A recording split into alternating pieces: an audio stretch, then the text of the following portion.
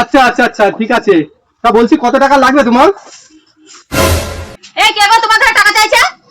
আরে ভাই ফোন করেছিল, ভাইয়ের 50,000 টাকা খুবই দরকার। কোনো দরকার নেই টাকা পয়সা দেওয়ার। আরে এটা তুমি কি বলছো? আমার কাছে তো টাকা আছে, দিই না আমি ভাইকে। আরে বিপদের সময় না মানুষের উপকার করার দরকার। এমনিতেও ভাই বলেছে 2-3 মাসের মধ্যে টাকা দিয়ে দেবে। শোনো, ওরা শুধু নিতেই জানে, দিতে আর জানে না। শুধু দেবে দেবে করবে, দেবে আর না।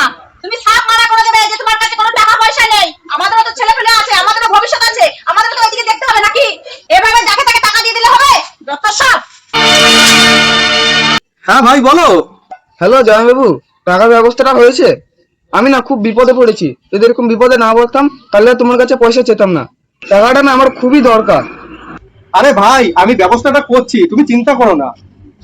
আচ্ছা জয়বাবু, তাহলে আমি 1 ঘন্টার মধ্যে তোমাদের বাড়ি যাচ্ছি। তুমি যা হোক করে পয়সাটা একটু জোগাড় করে দেবে। আচ্ছা আচ্ছা ঠিক আছে ভাই, তুমি আসো, আমি টাকার ব্যবস্থাটা করে রাখছি। আরে বিপদে পড়েছি, দিই না। বিপদে পড়েছে না ছাই, শুধু টাকা নেওয়ার ধান্দা। আরে তুমি ওসব ছাড়ো তো, আমি এখন বাজারে যাচ্ছি, বাজার থেকে 250 পনির এনে দিচ্ছি, তুমি রান্না করো। কেন পনির রান্না করবো কেন?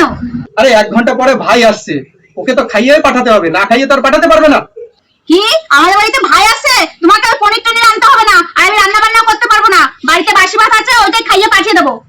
আর হ্যাঁ, টাকা কিন্তু একদম দেবে না তোমার ভাইকে, কথাটা আমি বলে রাখলাম। হ্যাঁ, আরে কি বলছো তুমি এইসব কথা? বাড়িতে লোক আসবে আর তুমি তাকে বাসি ভাত খাইয়ে পাঠিয়ে দেবে? এটা কোনোদিন হয়? বাসি ভাত খেলে কি হবে? বাসি ভাত খেলে কি তোমার ভাই মরে যাবে নাকি, না গঙ্গায় চলে যাবে?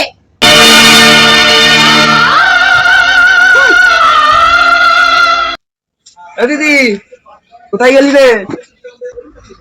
আরে ভাই, তুই ভালো আছিস তো? হ্যাঁ রে দিদি, আমি ভালো আছি। তুই ভালো আছিস তো? হ্যাঁ ভাই, আমি ভালো আছি। তা তুই হঠাৎ করে কি মনে করে?